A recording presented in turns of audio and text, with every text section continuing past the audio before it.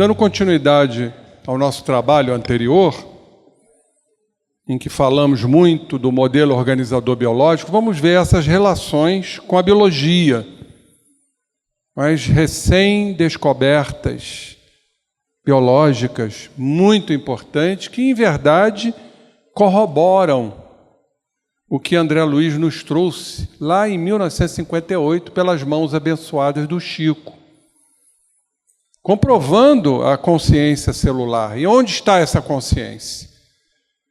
O que acontece no interior das nossas células?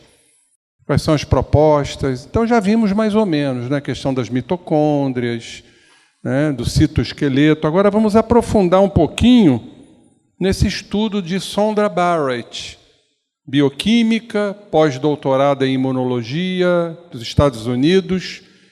E eu escolhi esse capítulo que considero muito importante dentro dessa conexão que fizemos do modelo organizador biológico. É a trama da vida, o escolher.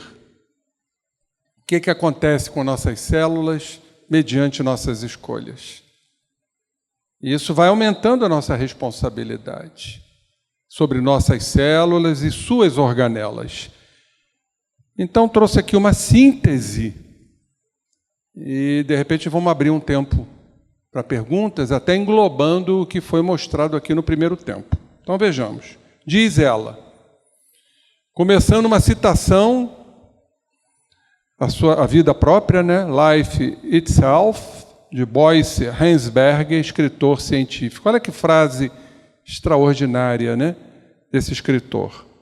Cada célula pode receber informações sobre suas circunstâncias e responder a elas de uma maneira intencional. Então, comprovando a intenção, a consciência, como a célula reage àquilo que chega, que está de acordo com as suas circunstâncias, dessa energia mental que chega, e a reação intencional celular, desse livro Life Itself. Então, a doutora Sondra nos diz, durante muito tempo, os biólogos celulares, eu acredito que ainda tenham muitos que pensam assim, acreditaram que o comportamento da célula deve-se aos genes. E o Bruce Lipton já derrubou tudo isso, ao nos dizer que não somos mais escravos do nosso código genético. Eu apresentei isso agora anteriormente. As proteínas, as moléculas sinalizadoras. Então tem lá. Nossos genes trazem, né, aquilo que foi programado antes do processo encarnatório. Que não quer dizer que isso se realize. Tem situações, como minha irmã que chegou agora há pouco para mim, e como é que fica o caso de um câncer infantil? Aí sabemos que é a lei de causa e efeito. Não tem escolha, não teve escolha. Ou melhor, ele escolheu para expungir suas faltas. Então ali a lei de causa e efeito sendo cumprida fielmente a uma escolha, a uma determinação, para o crescimento desse espírito. E ela até falou, então tudo isso é um processo expiatório? Não. Nós não podemos entender uma anomalia congênita somente como um processo expiatório.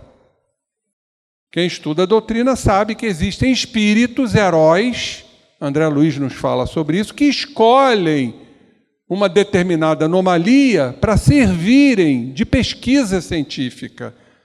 Eles renunciam, eles sacrificam uma encarnação em prol da pesquisa científica, do crescimento. Muitos vão dizer, mas isso é um absurdo. Não é, não. Nós tivemos uma informação que eu gosto de ressaltar na nossa mesa mediúnica, que não foi só na nossa mesa mediúnica, foram em várias mesas mediúnicas. Na época do tsunami, que houve uma desencarnação de em torno de 150 mil pessoas, tinham ali espíritos que se programaram para entrar nesse grande contingente, sabem para quê? Para ajudarem o processo de separação, de desacoplamento. que os espíritos fazem, né? Separar o perispírito, o corpo espiritual, do corpo físico. Então foram doadores, sacrificaram uma encarnação para ajudarem. Então nós não temos que ter mente fixa, como eu vejo em muitos irmãos. Suicidou-se, vai para o vale do suicida. Não é assim não que funciona, gente. A gente não sabe o que move uma criatura a cometer o suicídio, o aborto. Nós temos que respeitar o próximo, não é taxar, rotular, que é o que muita gente faz num processo que sabemos psicológico de transferência ou de projeção. Então esses biólogos acreditavam que, né, esses componentes, tudo se devia, o comportamento celular, a essas estruturas gênicas, proteicas. No entanto, cientistas pioneiros agora mostram, olha o que a célula faz. Nós estamos falando de uma de 100 trilhões. Torcem, dobram, empurram fisicamente as células. São forças mecânicas. Nós sabemos que o pensamento vai sofrer um processo de transdução. Então, vamos falar isso aqui. O que é transdução? Transformação de uma energia em outra. Para que isso possa atuar na organização física. Os espíritos não usam o ectoplasma para atuar no corpo? Pois é, seria o mesmo mecanismo. Nós precisamos atuar, o espírito precisa atuar numa força mais densa para atuar na matéria. Então ajuda a definir as ações que uma célula executa. Incrustada na estrutura de nossas células, quer dizer, lá é o que permeia, é o que dá o equilíbrio, é o que dá sustentação às organelas, ao próprio núcleo, há uma teia muito translúcida, dinâmica, que vai decidir a direção da célula. Então nós já estamos entendendo, por essa colocação científica, que há ali uma consciência que vai dirigir a célula nessa teia translúcida, que, segundo os próprios cientistas, é a consciência celular que André Luiz nos fala. Enquanto os receptores externos ouvem nossas moléculas para captá-las, a trama ou esses filamentos das células manifestam ação. Então está muito claro que é essa teia translúcida, dinâmica, que vai dirigir a célula nos seus movimentos. Dobram, se esticam, se dividem e até morrem. Como eu disse agora há pouco, no primeiro tempo, quem sabe nós vamos, através da força mental, decidir a morte das células cancerígenas, no tratamento, na cura do câncer, que tem que partir do espírito. Essa é a grande realidade. Não é que eu não creia, eu sou médico, nas medicações, nas terapias alternativas, enfim, em tudo que se faça em prol do necessitado. Mas eu creio fundamentalmente que a cura está em nós, nas nossas decisões e nas nossas escolhas. Então, conectando o interior da célula ao exterior, ao que chega do meio ambiente, dos nossos pensamentos, essa teia, esses filamentos, eles vibram, eles empurram, eles puxam. É a locomoção da célula, orientando a célula para que realize o que se espera dela. Olhem só. Um novo estremecimento dos filamentos traz um novo repertório de atividades. Esse é o caminho para penetrar no segredo de nossas células. Ou seja, está muito claro aí, diante desse estremecimento dos filamentos, dessa energia que ali chega, em potencial, a energia mental. Vocês podem reparar que tudo tem um trabalho aqui científico, né? Referência bibliográfica. Então, o grau de tensão da matriz da célula tensão da célula. Então, para haver este equilíbrio, tem que haver, né, o equilíbrio de forças antagônicas para manter em tudo, né? Isso aqui só existe porque existe equilíbrio de forças opostas. Uma força que puxa para cá, outra força que puxa para lá e para cá, para manter o equilíbrio dessa estrutura. Então, o grau de tensão da matriz da célula regula a maneira como esta se expressa e o seu destino. Esticá-la, tensionando-a, desencadeia uma mensagem genética e um resultado.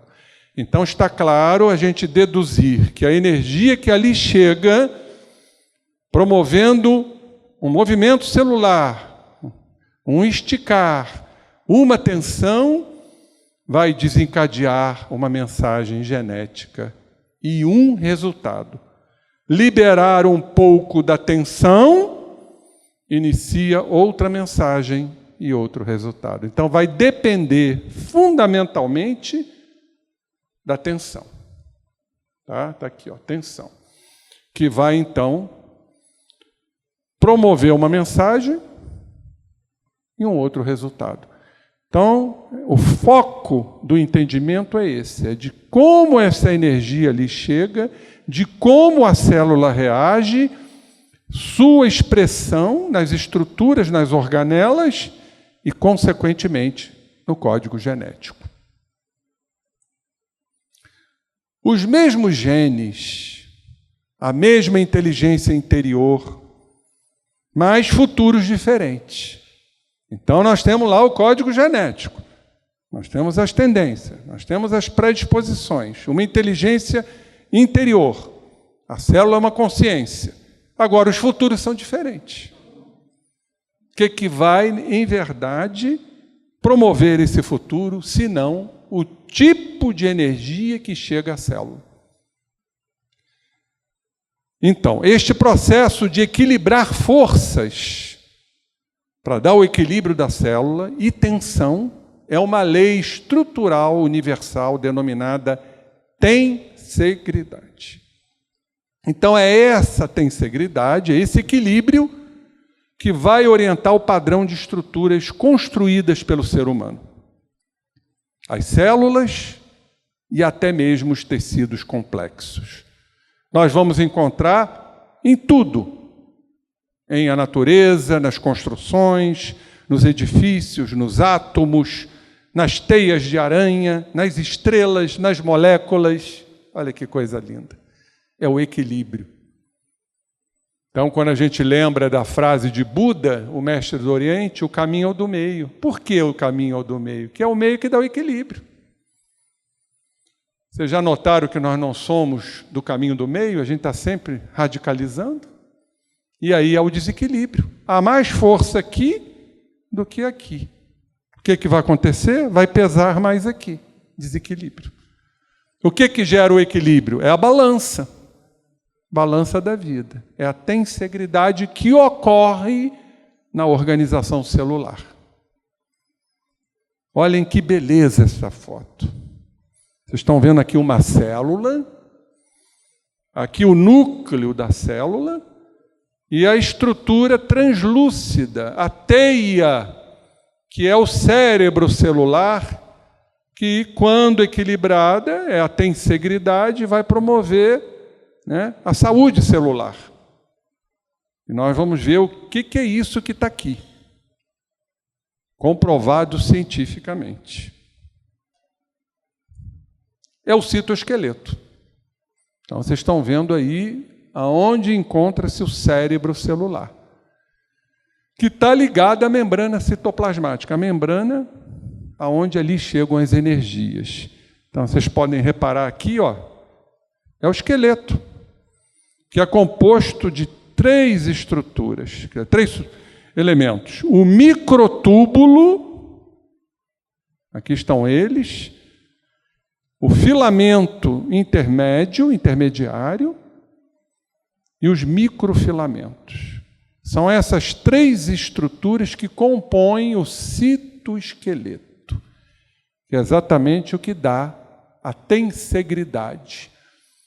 Então, a energia que chega à célula alterando os microtúbulos, que tem proteínas chamadas tubulinas, assim como os filamentos e os microfilamentos, é que vão gerar alterações, desequilíbrios, ruptura e morte celular.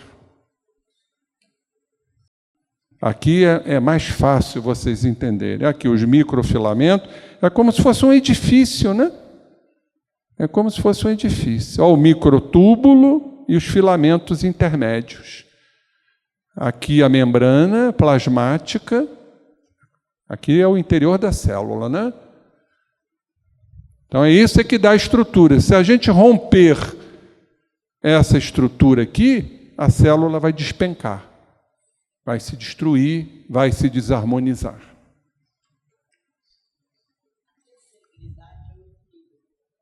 Acabei de mostrar ali, vamos acompanhar.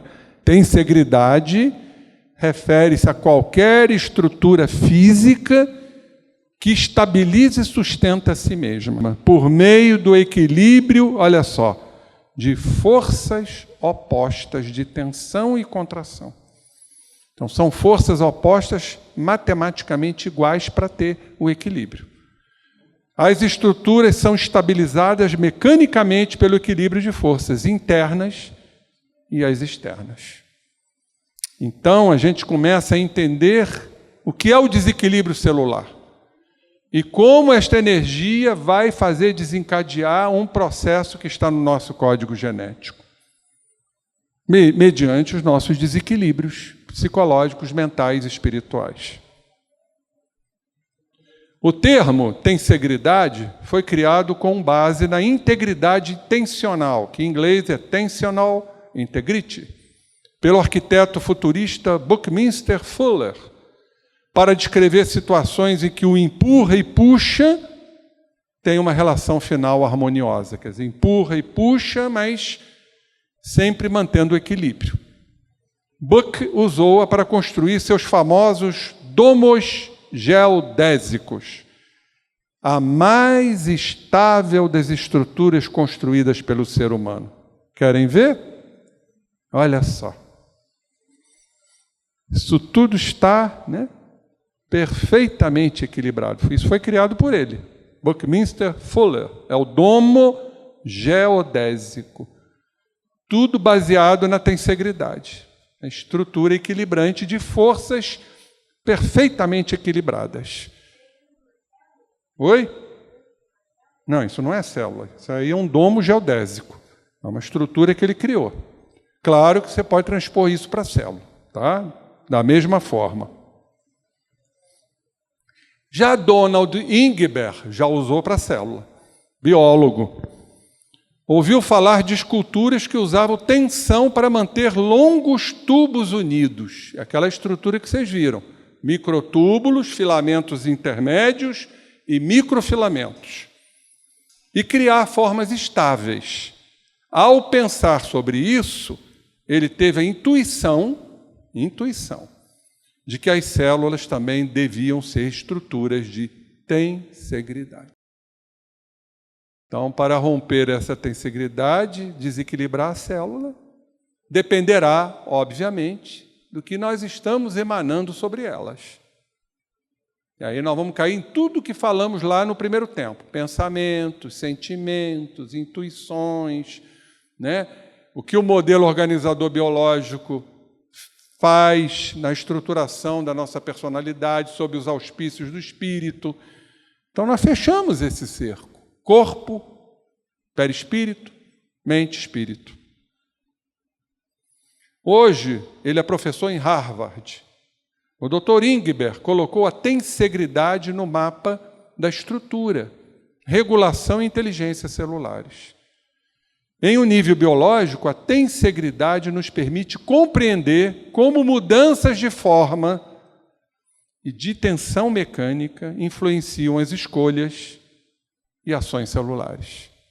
Entendeu? Então, as mudanças da forma, e aí nós também começamos a entender que não é só o espírito que atua na matéria, a matéria atua no espírito. Kardec fala sobre isso, que a gente acha, na nossa visão, que é só o espírito que atua na matéria. E se a matéria é consciência, se ela está equilibrada, isso vai gerar equilíbrio espiritual, vai contribuir, podemos dizer assim, sobre o equilíbrio espiritual. Por isso, a importância de tratar o corpo. Está lá no Evangelho. Espírito Jorge fala sobre isso. Cuidar do espírito, mas cuidar do corpo. Aí nós vamos abrir um leque imenso, né? Alimentação, atividade física, como é importante. Você, quando está bem fisicamente, o espírito vai também ter uma correspondência. É isso, é espírito e corpo, e o perispírito ali no meio. Então temos que cuidar do corpo, o corpo não nos pertence. O corpo foi dado por Deus, nós somos usufrutuários, depositários, está lá no Evangelho. Então o corpo nos foi emprestado para que nós o tratemos bem. Será que o fazemos? Fica a pergunta. Os nossos deslizes, os nossos desmandos, os nossos vícios terríveis para a desestruturação disso aí, ó, da tensegridade. Então, o corpo também interage com o espírito. A prova está aqui, ó, 2 artigos, um na Yoga Journal e outro no Scientific American. Ambos usavam o termo tensegridade, que foi criado por Fuller. Um dos artigos, escrito por Carlos Castanheda, abordava práticas ancestrais às quais ele se referia como movimentos de tensegridade, de equilíbrio, que, segundo ele, alteravam a consciência humana. Então, é essa interação. Consciência atua no corpo, que, por sua vez, se reflete na consciência. Para quem não o conhece, aí está Carlos Castanheda, escritor e antropólogo peruano, que nos deixou em 1998. Extraordinário escritor, Carlos Castanheda. O outro, do Dr. Ingber, que nós já vimos, examinava a própria arquitetura da vida. Segundo ele, a célula estaria dotada de uma estrutura de tensegridade, que orienta as suas habilidades de tomar decisões. A noção de que esse princípio arquitetônico podia estar atuando tanto no material microscópico que constitui nosso corpo, quanto em nossa consciência, veio como uma grande revelação. Então é o equilíbrio em tudo, da célula, do nosso corpo, da nossa consciência. Nós temos que caminhar, de preferência, uniformemente, físico e mente. Então, aqueles que se preocupam com a mente e com o espírito esquecem o corpo? Pois é. Então, a gente tem que se preocupar com o corpo, com a nossa saúde. Hoje, companheiros, segundo estudos científicos, e eu venho levando isso muito à baila no meu consultório, a promoção da saúde, a atividade física. Nós somos seres bípedes. Então, nós fomos criados para caminhar, embora tragamos uma coluna de quadrúpede, como diz o Divaldo. O Divaldo teve com um cientista numa palestra dele lá no Seja Barra, e o cientista disse para ele, olha, a nossa coluna é uma coluna, o formato dela, de quadrúpede. E, no entanto, somos, né, bípedes. Ou seja, erigimos, estamos pagando o preço da evolução. Daí o porquê tanto problema de coluna. É o que eu mais vejo. A minha área, por exemplo, medicina do trabalho, minha Nossa Senhora, todo dia é um montão de pessoas com problema de coluna. É hérnia, é artrose, é bico de papagaio, é desvio. Olha, eu acho que os ortopedistas estão ricos, hein? Eu nunca vi tanto problema de coluna. Agora, será que é só o preço da evolução? Homo erectus? Sim. Mas o que nós estamos jorrando para as nossas colunas? Hoje eu estou vendo jovens, e a minha filha é um exemplo disso, que tem 30 e poucos anos, com artrose. Será que é uma doença degenerativa do idoso? Então, que tipo de energia nós estamos jorrando para as nossas colunas vertebrais? Colunas tensas. Pois é, temos que pensar nisso seriamente, né? Porque a artrose, o nome já diz, é endurecimento.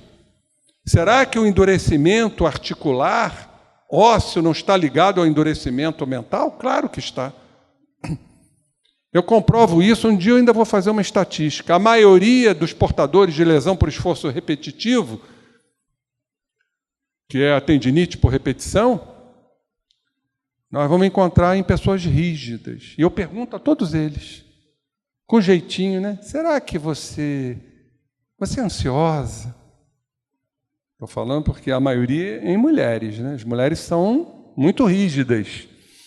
Talvez isso seja um processo atávico e continua no presente, né? Haja visto o que aconteceu aí com a moça. A mulher ainda sofre muitas pressões sociais, do machismo. Então, elas se protegem. O que é o perfeccionista? É a criatura que luta para não errar.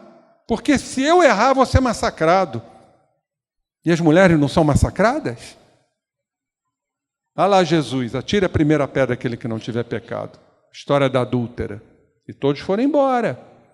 Será que isso ainda não continua no nosso meio? Claro que continua. Então eu vejo muito isso. Eu lido com muita costureira. Em Friburgo tem muitas confecções. E eu vejo muito ler, muita tendinite. E a primeira pergunta que eu faço é essa.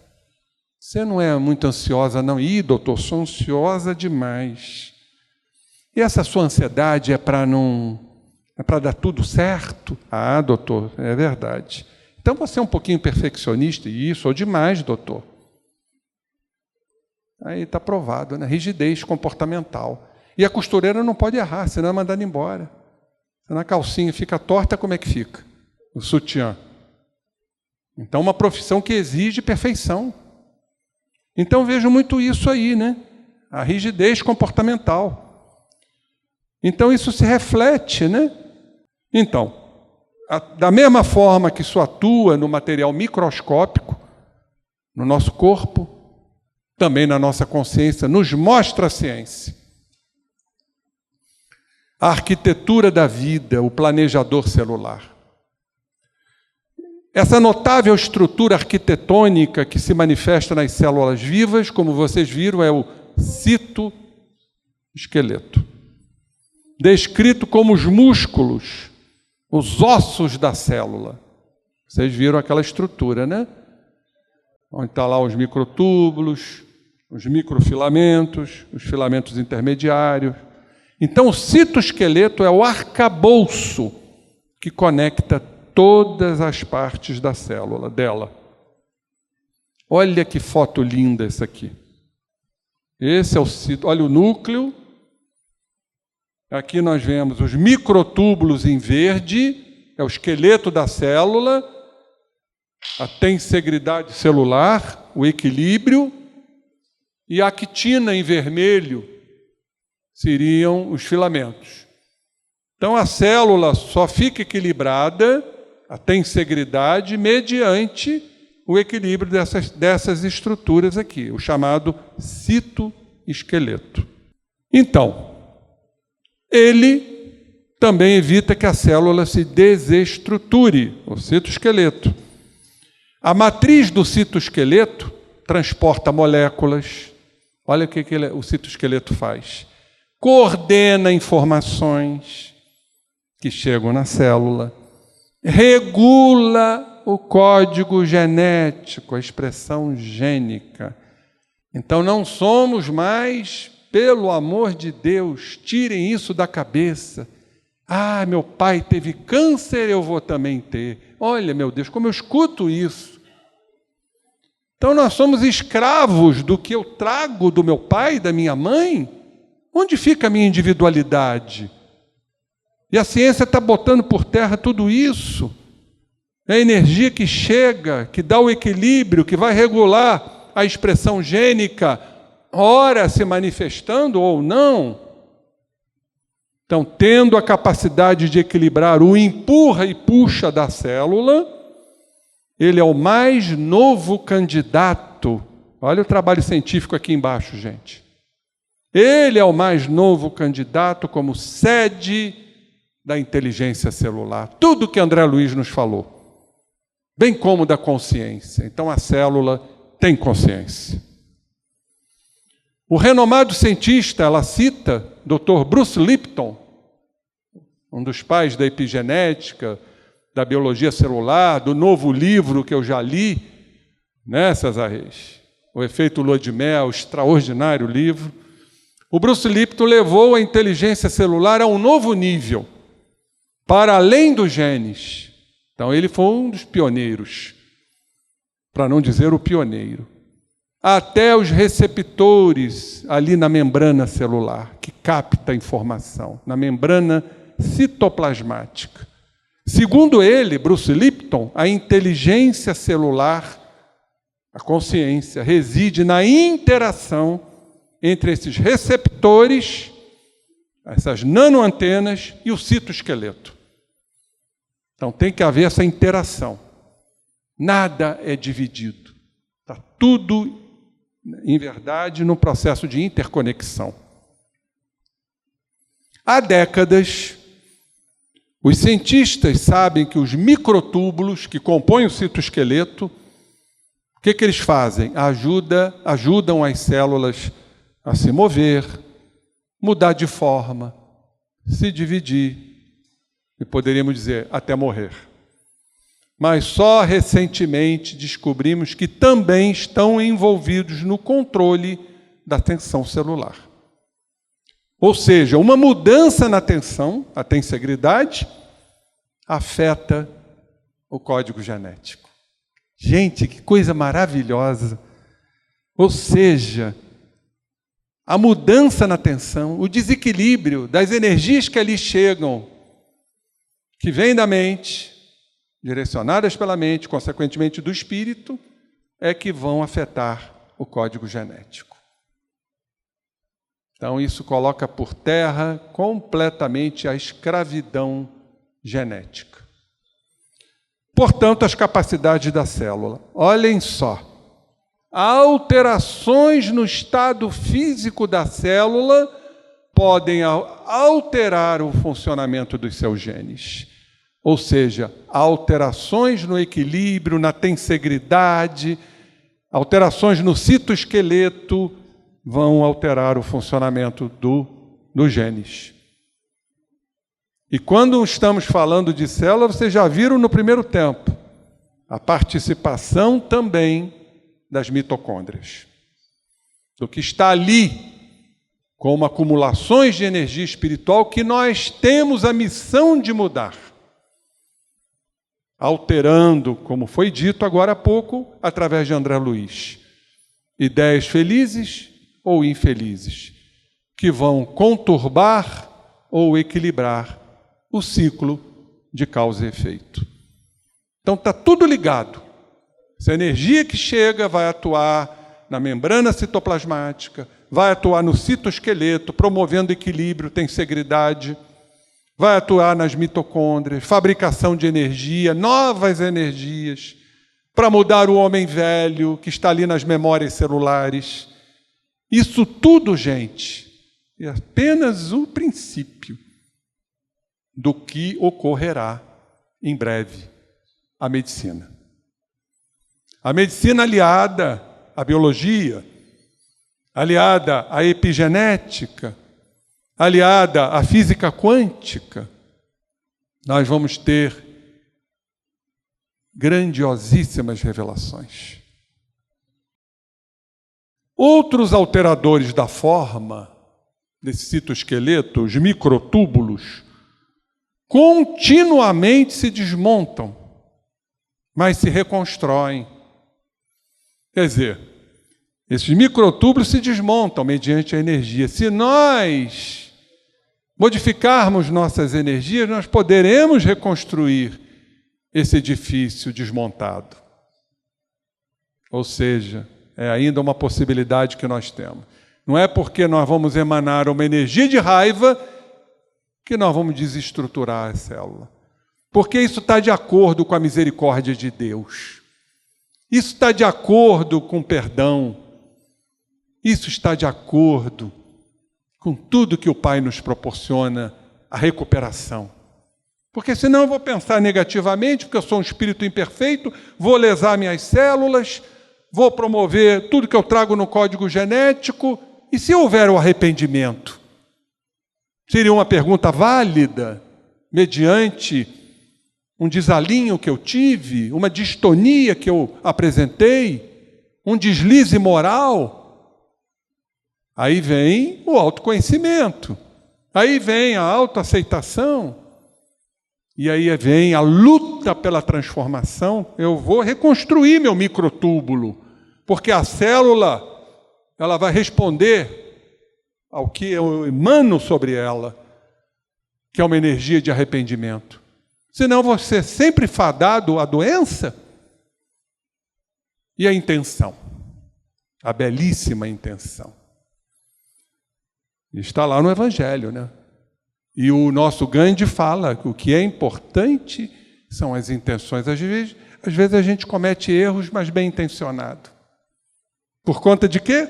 Nossos condicionamentos. Nossos terríveis condicionamentos, que não são tão terríveis assim, são necessários. Então, reconstrução mais ou menos a cada 10 minutos. Então vocês vão ter 10 minutos para reformar as células. Pensem direitinho, só tenho 10 minutos, hein?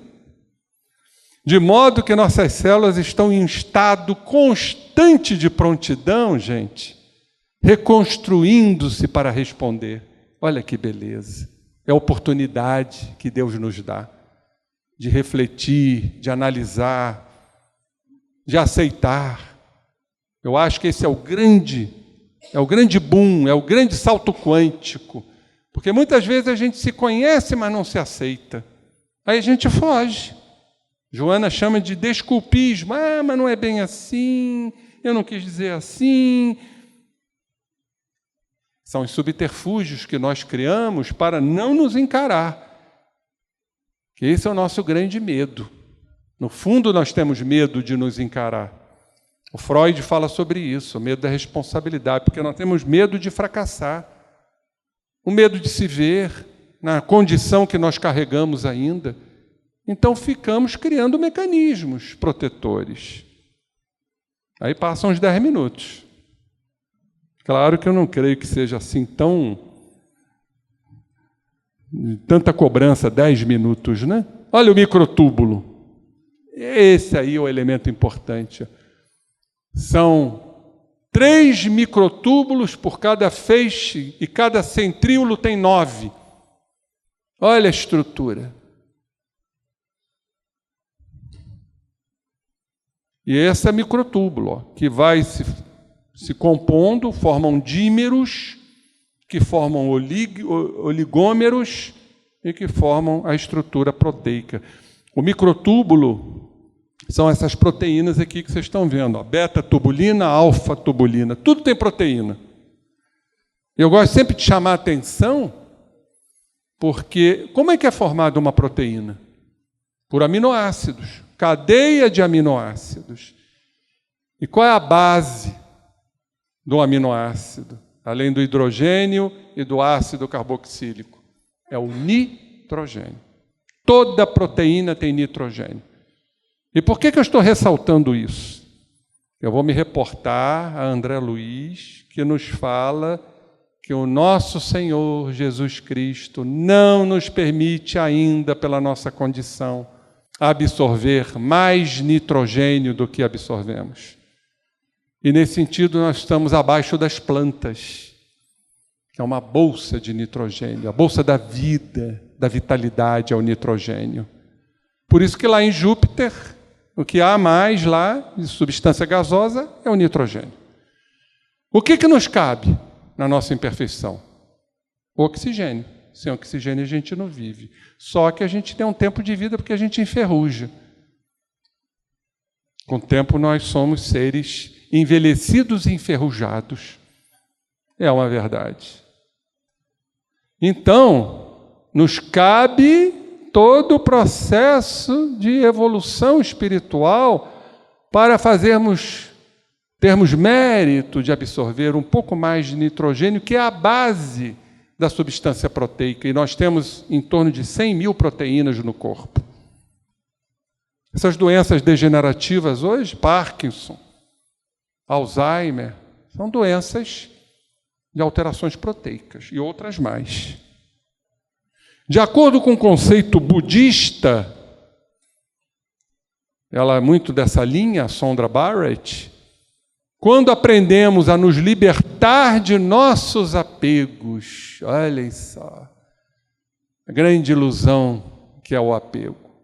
Como diz o grande cientista francês, deixa eu ver se eu me lembro dele, que trabalha com Leloup, Pierre Weil, Dr. Pierre Weil, que desencarnou recentemente. Ele diz que a raiz de todo sofrimento humano é o apego. Generalizado. Nós temos apegos materiais ou não. É só assumir uma pulseirinha que era a grande relíquia da família. Pulseirinha de ouro. Temos que trabalhar os nossos apegos materiais. E os sentimentais? Meu carrinho. E os sentimentais? Ah, meu Deus, meu filho. Outro dia eu fui a um velório de uma espírita, mais antiga que eu, marido dela uma pessoa extraordinária, trabalhador. Coitado, teve uma embolia pulmonar, desencarnou. Aí eu chego perto do caixão, a abraço, porque eu tenho uma dívida muito grande com ela. Eu fui médico de uma indústria, ela era operária. Ela foi um instrumento para eu entrar na doutrina espírita, me dando um livro psicografado pelo meu falecido pai. E ela virou-se para mim e falou: o que eu vou fazer agora sem meu marido? Eu não sei se eu vou conseguir viver sem ele. Espírita, hein? A gente compreende a dor, né? Mas somos apegados. E eu falei de apego material, falei de apego sentimental. E qual é o nosso maior apego? O mais difícil de se romper. Hã? Não, já acabei de falar. Material, sentimental. E o terceiro, o mais grave, o mais profundo, o mais difícil da gente se libertar. O apego às nossas crenças. Aquilo que nós determinamos. É isso e acabou, e não abrimos mão. Então, abrir mão das crenças é complicado. Nós estamos estruturados em crenças. E a fé só surge quando eliminamos as crenças. O que são as crenças? A fé é a união da razão com o coração. Nós sabemos. Isso está no latim, está no hebraico e está no grego. Fides, pistes e emete. Ou seja, fides, confiança. Pistes, raciocínio. Emete, solidez. Isso é a fé. União do coração com a razão. As nossas crenças são as nossas representações, nossas concepções, nossas ideias, nossos conceitos. Por que será que Jesus falou? Aquele que vier após mim, negue-se a si mesmo. Tome sua cruz e siga-me. O que é negar a si mesmo? As suas crenças. A abrir mão de suas representações, das suas concepções, dos seus conceitos, dirigidos pelo nosso ego. Padrão de poder, característica do ser humano. Então é isso, a fé só vai surgir quando a gente se libertar dos apegos. Abrir mão dos apegos. Então, nos fala Sondra, de acordo com o conceito budista, quando aprendemos a nos libertar de nossos apegos, amadurecemos em nossa jornada espiritual. O mesmo ocorre com nossas células. Olhem só. Quando se desapegam, porque o apego desestrutura, o apego é unilateral, o apego é posse, ou não.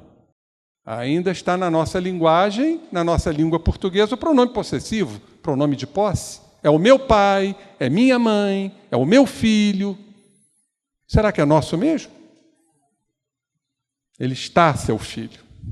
Ele não é seu filho. Então nós estamos ainda nesse apego. Posse. Então eu temo perder aquilo que é meu. Olha os ciúmes. Olha a insegurança. Olha o medo, característica de todo ser humano, como diz o Jorge Andréa, é o pano de fundo do nosso psiquismo, é o medo.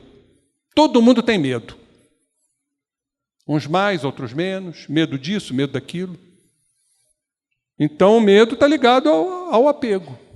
É o medo de perder aquilo que eu penso que é meu. Só que a vida, ela mostra que nada é nosso. Então, nós temos que trabalhar o desapego para o nosso equilíbrio celular. Quando se desapegam até certo ponto, mas não demais, elas se transformam em cidadãs mais amadurecidas, equilibradas, têm integridade. Elas seguem mais além na viagem de suas vidas, libertando-nos plenamente desse apego, daquilo a que estamos presos, porque o apego é uma prisão, é uma ilusão. Talvez estejamos permitindo a nossas células abrir mão de um programa que elas já não precisam mais executar. Isso é uma linguagem espírita, gente. Quando nós trabalhamos o desapego, a Sondra está dizendo isso, nós estamos abrindo mão de um programa que foi elaborado por nós no processo encarnatório. Estamos dizendo às células que elas não precisam mais executar isso. Nós estamos mudando as energias, nossas memórias celulares dos grânulos. Nós estamos promovendo a tensegridade celular, o equilíbrio do citoesqueleto e, consequentemente, estamos paralisando o que está no nosso código genético. Olhem só, desapego. Como é difícil, hein, esse trabalho. Olha só que colocação. Se nos libertarmos por completo, será que as células das quais não precisamos mais conseguirão programar-se para morrer? É uma pergunta. Ou seja, se a gente se desapegar totalmente, será que as células não vamos precisar mais? Elas vão se programar para morrer, para se dividir, ou elas vão se manter íntegras dentro da tensegridade que nós idealizamos? E ela diz aqui, seria plausível supor que pessoas com câncer, que se desapegam de algo importante, que se libertam, estejam dando às suas células cancerígenas a permissão para também se libertarem e efetivamente desencadeiam um processo de morte dessas células. Olha que projeto audacioso, reflexivo. E o que nós entendemos com isso? A autocura. Então não existe a cura, existe a autocura. É o desapego, trabalhar a libertação das nossas representações, das nossas crenças. Transformação, gente. Não há outro caminho.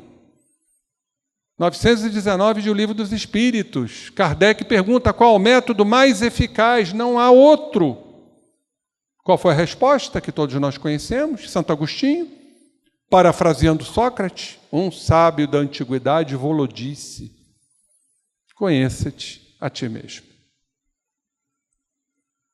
Portas para o desconhecido sobre o câncer. Existiria alguma possibilidade de alterar as células cancerígenas, alterando a tensão delas? Pois é, né? Ou o ambiente em que estão? Os pesquisadores estão começando a descobrir que algumas células cancerígenas são mais rígidas. Palavra mágica. Mas câncer tem ligação com a rigidez? Tem. E como tem? Porque A nossa rigidez comportamental leva a uma série de alterações psíquicas, medo, ansiedade, culpa, mágoa, que a gente joga no outro a responsabilidade que nos pertence, que a gente não quer ver. Tudo isso é regido por uma mente rígida, consciencial, espiritual. Olha onde a ciência está chegando, por isso eu destaquei a palavra rigidez. Eu tenho um seminário sobre doenças da rigidez. As artroses também entram aí, companheiro. É a doença da rigidez. E quanto mais velho a gente fica, mais rígido a gente se torna, né? Diante das nossas experiências da vida. Então, são mais rígidas que células normais e saudáveis. E que essa rigidez desencadeia uma desorganização do crescimento celular. Aí vem a proliferação. O que é um tumor? É uma proliferação celular abundante. Eu costumo dizer que a célula cancerígena é a célula egoísta, que ela se alimenta das outras células para crescer, para ter poder. E aonde esse poder se manifesta? Invadindo territórios que não lhes pertencem. Como é que é o nome disso em medicina, gente? Se eu invado outro território, é o que mata no câncer. Metástase. Metástase é quando uma célula cancerígena vai atuar em outro órgão. Porque ela quer o outro órgão. Célula não tem consciência? Só não tem senso moral. Mas o senso moral é regido pelo espírito, que atua na célula. Então a gente já começa a compreender muita coisa, né? Não me surpreendi ao saber que as células de tumores mamários eram mais rígidas que as células normais do seio. Pois muitas células cancerígenas são menos maduras e assim menos flexíveis, duras, do que células normais. Em geral, células imaturas, normais, são mais rígidas do que as células maduras. Ao examinar células que cresceram em cultura de tecidos, a doutora Valerie Weaver, pesquisadora da Universidade da Pensilvânia, descobriu que o tecido mamário canceroso tinha maior rigidez do que o tecido saudável.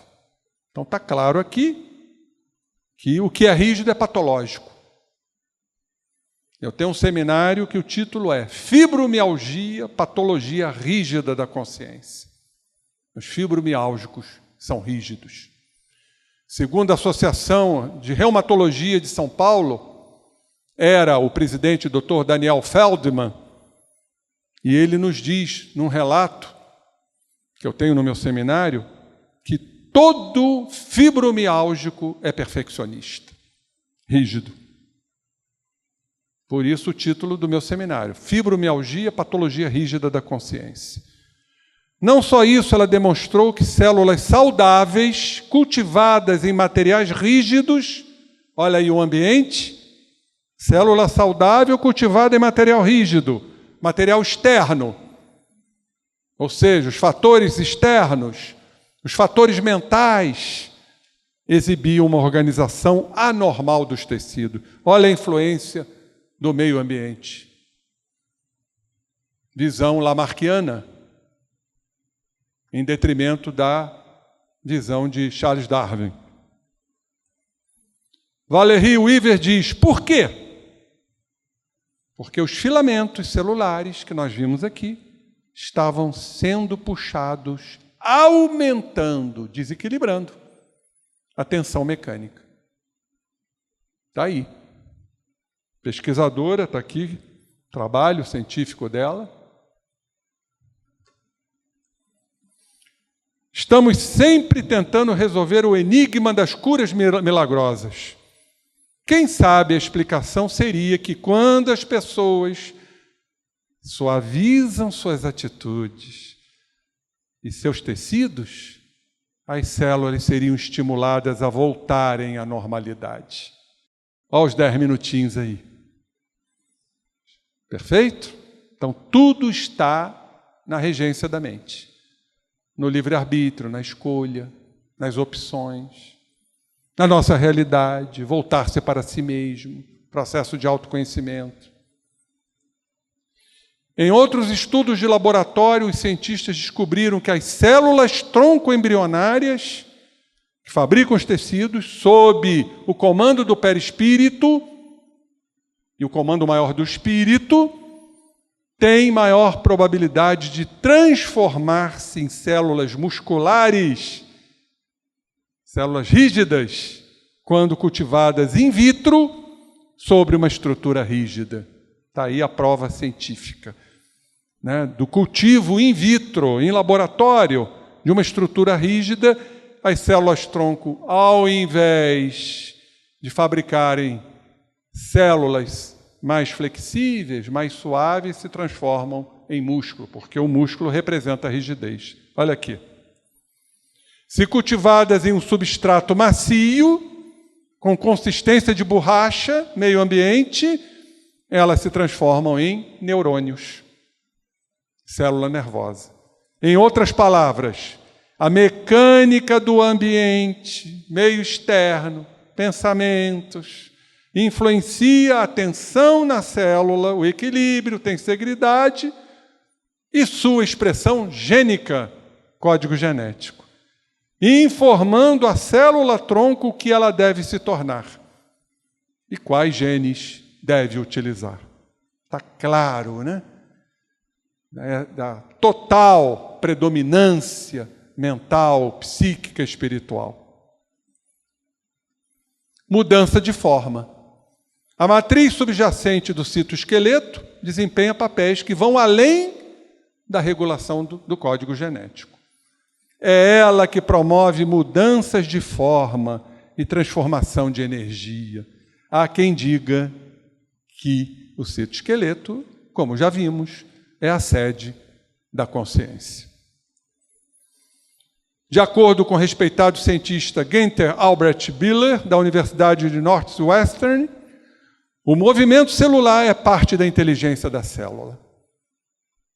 As células parecem mover-se intencionalmente umas em direção às outras. Gente, isso é a coisa mais linda do mundo. Nós desarmonizamos tudo isso pelo nosso orgulho, enquanto elas se procuram, mostrando a lei de sociedade que está no livro dos Espíritos, que nós estamos aqui para viver em sociedade, não separados, isolados. A célula é um exemplo disso. Ao microscópio pode-se vê-las tocarem-se, amarem-se, e vão deslizar para longe para se beijarem. Direi poesia agora, hein? Günther Albrecht Biller, professor de biologia celular e molecular. Para guiar seus movimentos, as células leem a energia uma das outras com olhos. Consciência. Bizarros, estranhas construções de microtúbulos que eu já mostrei a vocês, chamados centríolos. Cada célula tem 2. No passado acreditava-se que os centríolos apenas orientavam a divisão celular somente, mas hoje se crê que também sejam os direcionadores de todos os movimentos da célula. Sede da consciência. É eles aqui, coisa linda isso aqui. Isso aqui é um centríolo. São 9 estruturas de 3 microtúbulos. E aqui o núcleo. Os túbulos sensores de energia do centríolo se cruzam, se retorcem, curvam-se, flexionam-se, sob a ação de uma energia. As células próximas respondem e fazem o mesmo. O prêmio Nobel Francis Crick e o físico de fama internacional Sir Roger Penrose juntaram-se ao Albrecht para propor que os centríolos transmitem informações ao alterar sua forma, como resultado do fluxo de elétrons de uma extremidade para outra de seus túbulos. Energia. De acordo com esses cientistas, o fluxo de elétron através dos microtúbulos que compõem o citoesqueleto de nossas células é a consciência. Como nos fala André Luiz. Aí está Francis Crick e Sir Roger Penrose. Consciência? O que é isso? Onde está? Uma ideia sobre a qual a grande concordância é que, quando estamos acordados, prestem atenção nisso, a comprovação científica da consciência celular, do citoesqueleto, mais propriamente do microtúbulo. Por quê? Quando estamos acordados e conscientes, temos uma consciência, ou não. Vocês não estão conscientes agora? Agora, se você dormir, cadê a consciência física? Está no espírito, mas não está no corpo. O corpo há aquele sono profundo que eu mostrei. Né? Ondas, quem guardou? É a última. Beta, alfa, teta e delta. Delta. Então, quando estamos acordados, temos uma consciência. Material, né? Cerebral. O espírito está sempre consciente.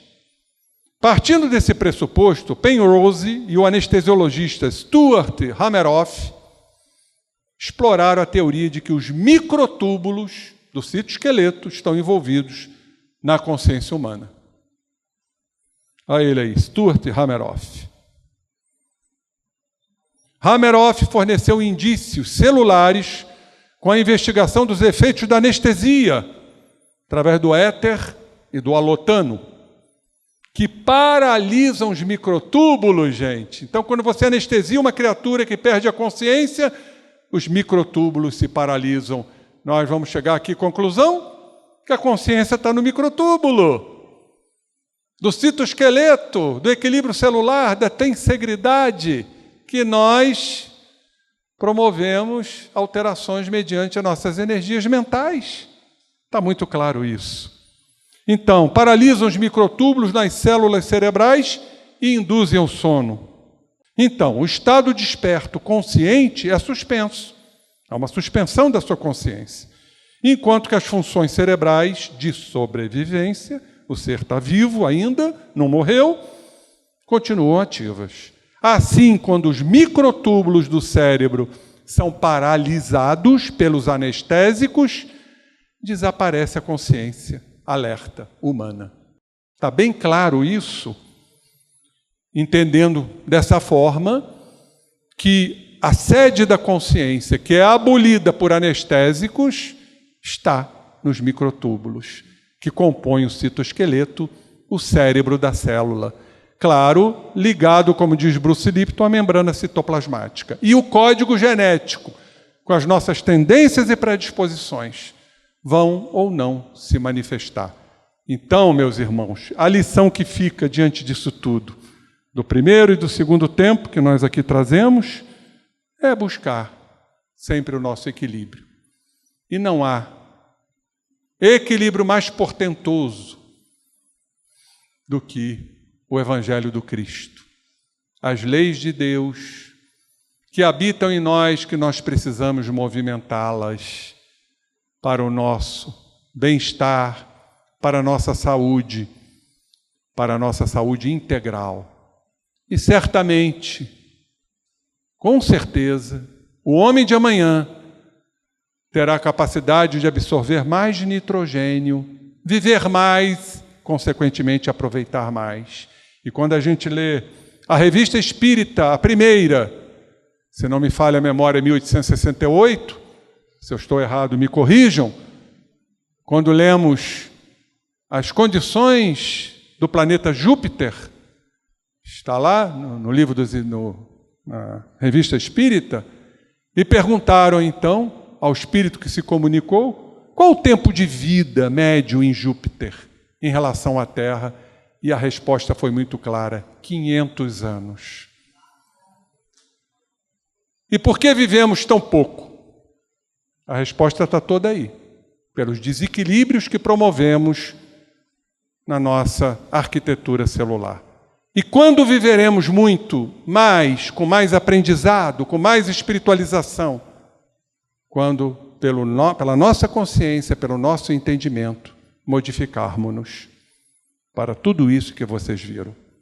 E só temos a agradecer ao Instituto, a Deolindo Amorim, ao meu querido Jorge Andréia, a oportunidade de trazer estudos dessa ordem, que eu tenho certeza que ele, Andréia, está soltando aquele sorrisinho baiano para todos nós. Muita paz.